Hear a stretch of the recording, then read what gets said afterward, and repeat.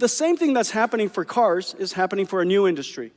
As I mentioned earlier, if you can generate video from prompts, if AI can perceive, it can reason, and it can generate videos and words and images, and just now with cars, the path, the steering wheel path, why can't it also generate locomotion abilities and articulation abilities?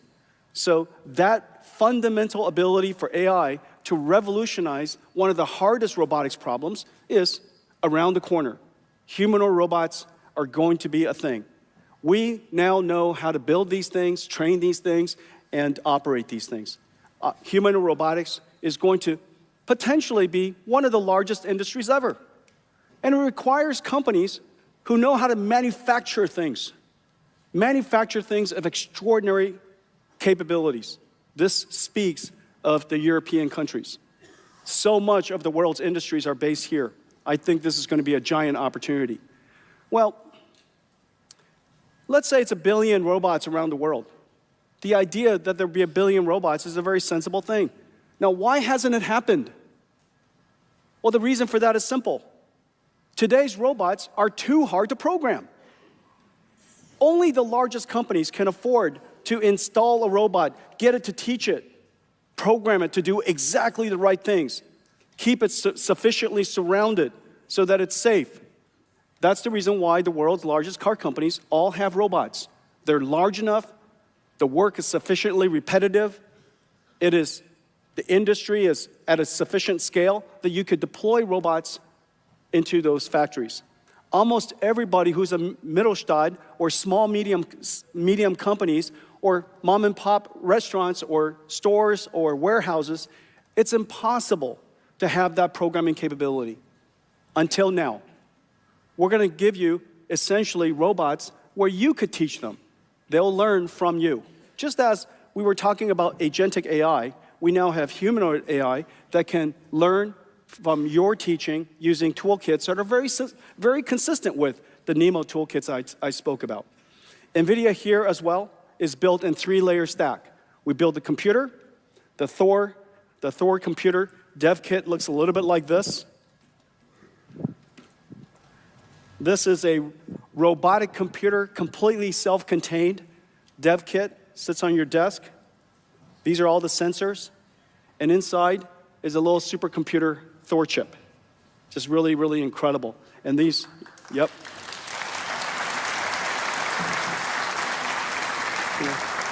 I could imagine getting one of these inserted like that. Okay, thank you, Janine.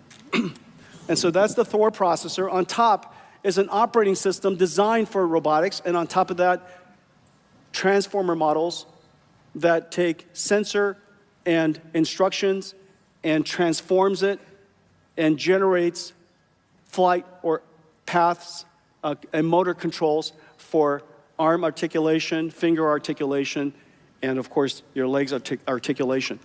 Now, the big challenge of humanoid robotics is the amount of data necessary to train it is very, very hard to get. And so the question is, how do you do that? Well, the way you solve that problem is to back in Omniverse, a digital twin world that obeys the laws of physics. And this is an incredible piece of work that we're doing. Don't do it. Don't.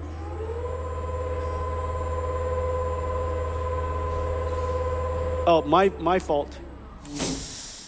Okay, these are robots.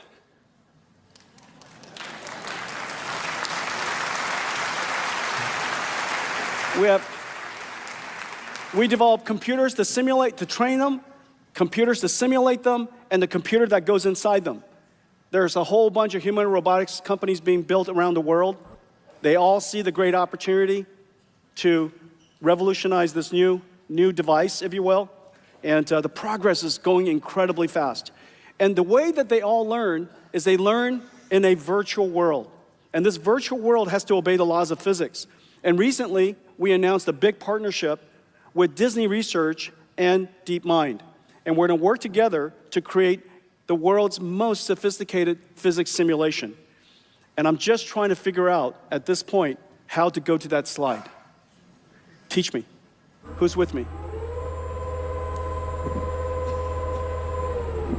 This is what happens when you only rehearse once.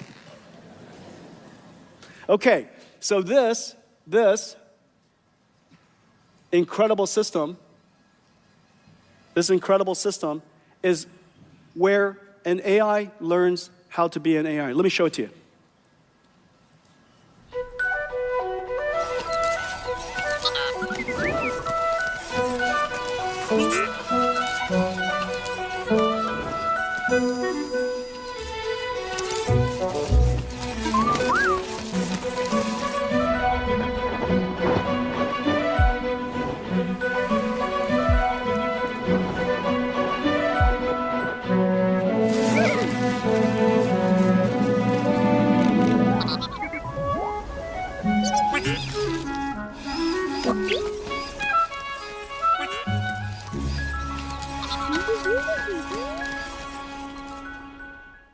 We have a special guest.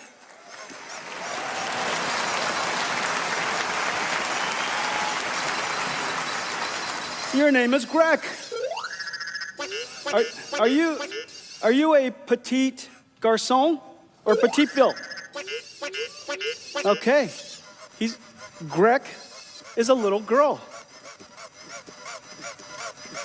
Now, look at this. Greg learned how to walk inside Omniverse, obeying the laws of physics. And inside Omniverse, we created hundreds of thousands of scenarios. Then finally, when Greg learned how to operate and walk and manipulate in those environments on sand and on gravel, on slippery floors, on concrete, on carpet, then when Greg comes into the physical world is just 100,001 version of the world. And so you learn how to walk in the virtual world, and look at you now. Can you jump? Wow.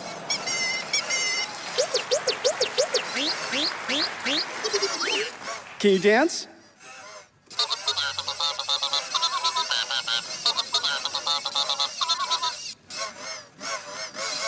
Well, I just want to let you know, I am the keynote presenter. So I need you to behave. I need you to behave for a few seconds.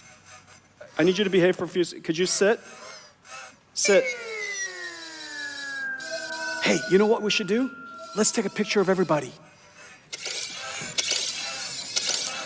Yeah. Bam, bam.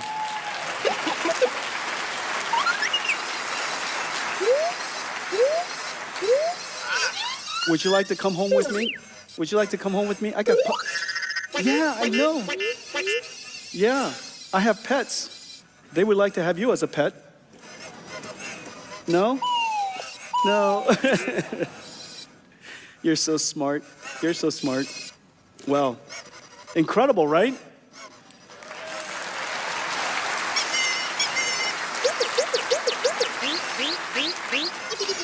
You are the world's best robot, and someday we'll all have one like you, and they'll follow us around.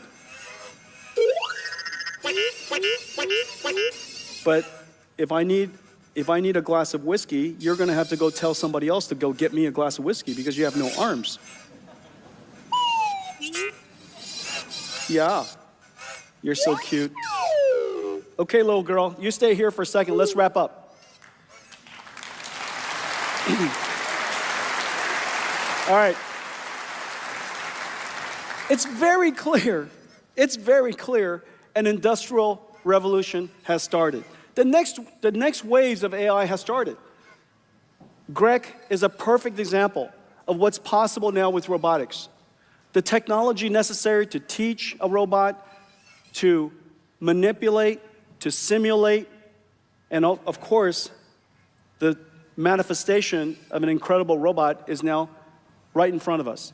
We have physical robots, and we have information robots. We call them agents. So the next wave of AI has started. It's going to require inference workloads to explode. It's basically going to go exponential. The number of people that are using inference has gone from 8 million to 800 million, 100 times in just a couple of years.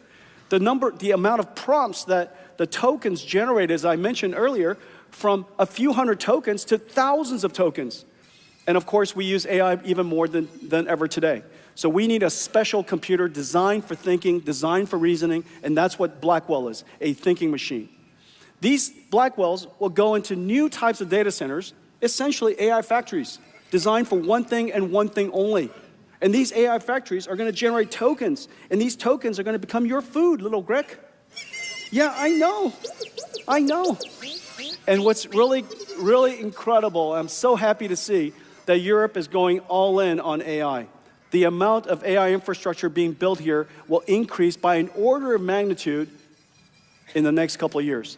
I want to thank all of you for your partnership. Have a great Viva Tech. Thank you. Say bye-bye. Say bye-bye. Take a bunch of pictures. Take a bunch of pictures. Take a bunch of pictures. Yeah?